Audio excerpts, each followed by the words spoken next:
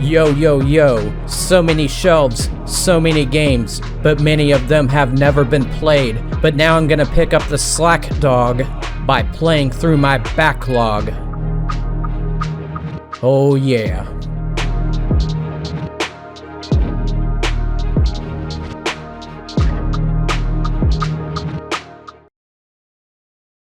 Welcome to the Backlog, where I force myself to play a game in my collection that I hardly ever or never played before. I then summarize that experience in this video essay. This time it is Geist, an exclusive for the Gamecube from 2005. Immediately upon popping the disc in, I got cold chills as I heard the Metroid Prime-esque score on the title screen.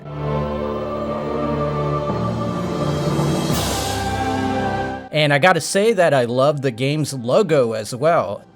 At the beginning, you and some soldiers storm a lab, and almost instantly you come under fire and have to escape. Looking at it, you probably are thinking this is just another first-person shooter, but what if I told you that in 15 minutes, your character will become a mop bucket? I did not misspeak there. You become a mop bucket. It happens through a series of rapid plot twists. Your team initially stormed that lab because the people working there are doing some nefarious experiments. Those people have security forces who end up overwhelming your team and taking you hostage. While in their custody, the bad guys who run the lab do a procedure on you that separates your soul from your body, basically. They keep your soul captured inside a machine, but not for long, because the soul of a little girl ends up sabotaging the machine and setting you free.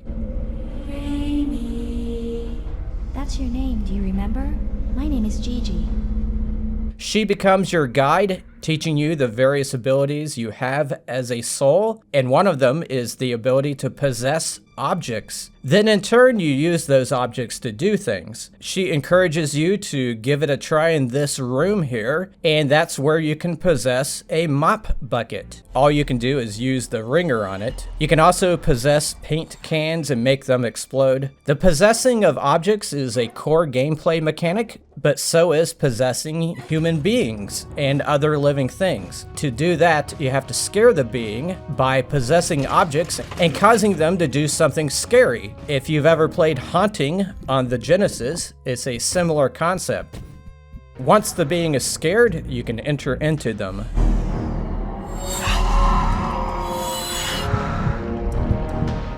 Even though you are just a soul, you are committed to your mission of bringing down the organization that runs the complex. So you have to traverse through the various corridors using your abilities like a special ops agent. Like right here, you have to scare a guy who has a high-level security clearance. Then you possess him and have him open a set of doors. That kind of stuff is the puzzle side of the game. The other part of the game plays like a normal first-person shooter, where you take possession of someone with a gun and you shoot your way through certain sections of the game. Needless to say, Geist is unlike any other game I've ever played before.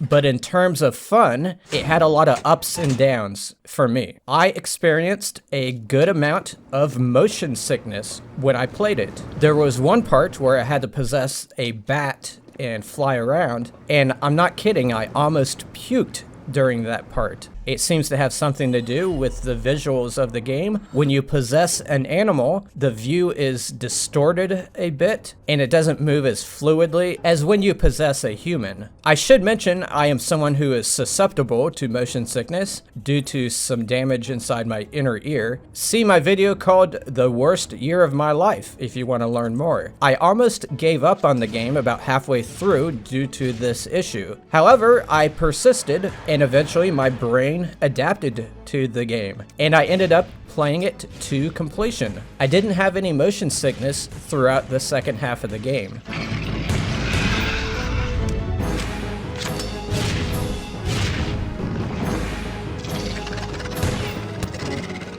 But during the last 5% of the game, I encountered another issue. There are times where you have to tap one of the buttons rapidly, like this part where there are souls who take possession of your character and they try to push you into a fire. I have to tap the A button very rapidly to keep them from doing that. This part does not have a rapid fire function. Listen to how loud it gets when I have to do this.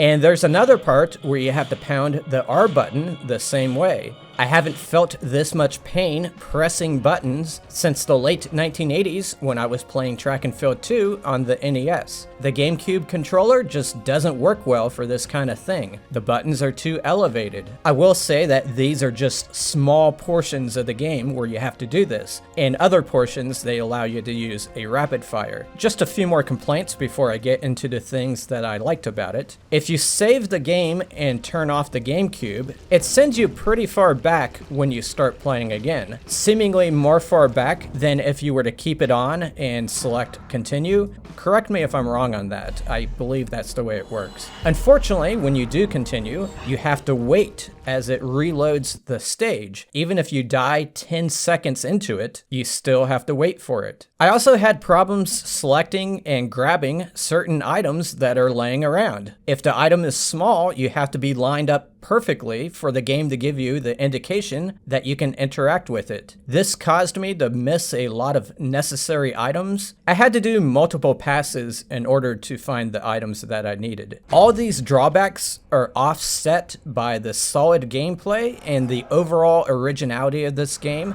and don't overlook how strong the story is as well. I expected it to be a standard bad guy doing experiments in a lab storyline, but there's a lot more going on here. I don't want to spoil the details, but I'll just say that I was fully vested in the story, and I wanted to know what was going to happen next. They did a really good job of mixing up the gameplay as well. 1 minute, you're a rat going through a wall. The next minute, you're scaring somebody in the bathroom. And then the next minute, you're a chef preparing a meal for some people.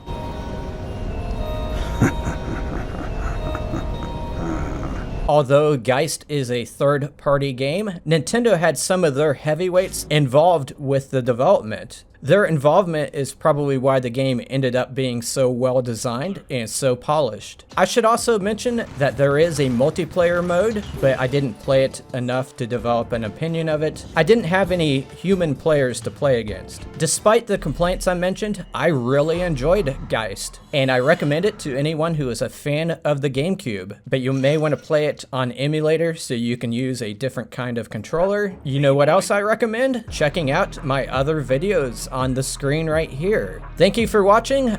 I'll see you in the next Backlog.